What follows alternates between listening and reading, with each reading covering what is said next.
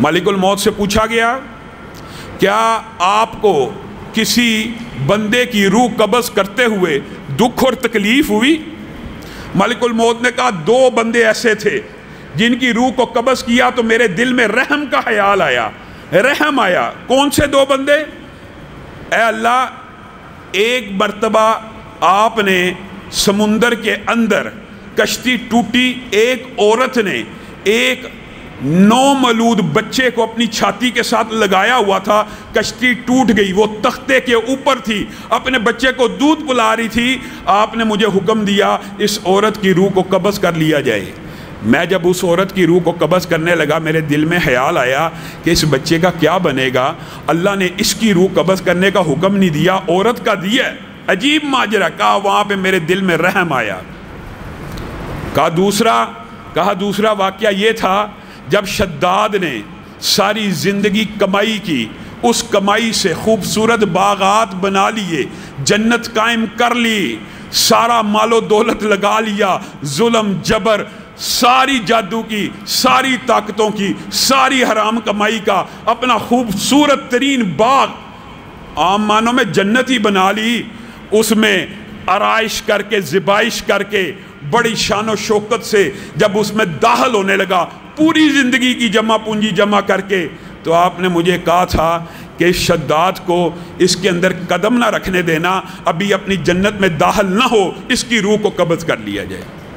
تو میرے دل میں خیال آیا اللہ اگر آپ چند لمحے اس کی موت کا مؤخر کر لیتے تو اپنی آنکھوں سے دیکھ ہی لیتا کہ ساری زندگی میں نے جو کچھ کما کے بنایا یہ کیسا ہے، اس کو ایک لمحے کے لیے انجوائے کر لیتا۔ میرے دل میں یہ 2 واقعات ہیں جو رحم کے پیدا ہوئے۔ اسرائیلی روایت کے الفاظ ہیں، اللہ نے کہا تجھے پتہ ہے یہ جو شداد تھا یہ کون تھا؟ کہا کون تھا؟ کہا یہ وہی بچہ تھا جس کو اس کی ماں نے چھوڑا، میں رب نے تنہا یگانہ یکتا اس کو پالا، اس کو پوسا، اس کی پرورش کی، اس کی نشو نما کی، اس کی ہڈیاں تندرست ہوئیں، آپس میں مضبوط ہوئی تو میرے ہی خلاف کھڑا ہو گیا۔ یہ وہ ہے جس کو ماں کی بھی آغوش نہ ملی، جس کو رب نے پالا تھا اور رب ہی کی بغاوت پہ اتر آیا، اس لیے یہ اس کو سزا دی کہ اس کو جنت میں بھی اپنی ہی تیار کردہ دیکھنے کی مہلت بھی نہیں دی۔ میرے بھائیو، موت کیا ہے؟ موت اتنی بڑی حقیقت ہے، آپ بتائیے کتنے کتنے بڑے علماء عصر حاضر کے دنیا میں نہیں رہے، کتنے کتنے بڑے اولیاء نہیں رہے۔ امام ابن تیمیہ کہاں ہیں؟ ابن کثیر کہاں ہیں؟ ابن قدامہ کہاں ہیں؟ ابن قیم کہاں ہیں؟ احمد ابن حنبل کہاں ہیں؟ شافعی، مالک۔ بتائیے یہ جو جلیل القدر لوگ ہیں جن کے نام آج زندہ ہیں، ان کے نام زندہ ہیں لیکن یہ دنیا میں موجود نہیں ہیں۔ میں اور آپ، ہم تو نہ جلیل القدر ہیں، عام طالب علم ہیں، کچھ عام تاجر ہیں، ہمارا تو شاید 100 سال بھی دھرتی پہ نہیں گزرنے، اس دنیا سے نام بھی مٹ جانا ہے، خود تو مٹ ہی جانا ہے، مٹی تو ہو ہی جانا ہے، لیکن نام بھی باقی نہیں رہنا۔ صحابہ کہاں ہیں؟ حضرت ابو بکر و عمر، عثمان و علی، جلیل القدر صحابہ۔ امی عائشہ بیان کرتی ہیں کہ نبی کریم صلی اللہ علیہ وسلم آخری لمحات میں تھے، ان کو پسینے آ رہے تھے بار بار، اور وہ بخار کی شدت میں تھے، اور وہ کہہ رہے تھے ان للموت لسکرات، بے شک موت کے اندر سختی ہیں۔ کون کہہ رہا ہے؟ رسول اللہ صلی اللہ علیہ وسلم، کائنات کا سب سے افضل آدمی، کائنات کا سب سے افضل انسان، سب سے متقی، سب سے پرہیزگار، گناہوں سے پاک ہے، اور وہ نبی، وہ پیغمبر کیا کہہ رہا ہے؟ ان للموت لسکرات، بے شک موت کے اندر بڑی سختی ہیں، بے شک موت کی بڑی تکلیفیں ہیں۔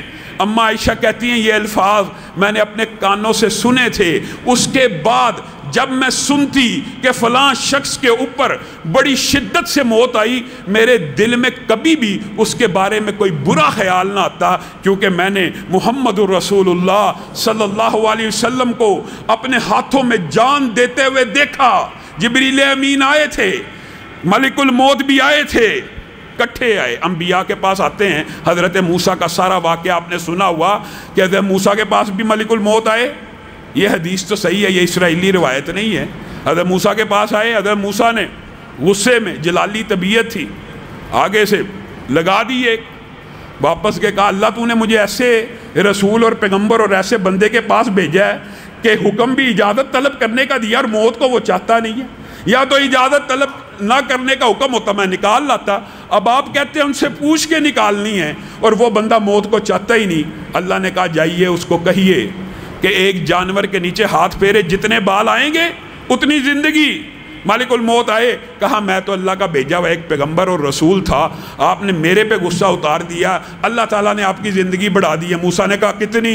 कहा ये आप जानवर के ऊपर हाथ फेरें, जितने हज़ारों लाखों बाल आ जाएंगे उतनी आपकी ज़िंदगी। फिर क्या होगा? फिर मौत आ जाएगी। हज़रत मूसा एकदम समझ गए कि मौत का वक़्त तो मुकर्रर है। कहा ठीक है, उसके बाद भी अगर मौत है तो मैं अभी आपको इजाज़त देता हूँ, मेरी रूह को कब्ज़ कर लिया जाए।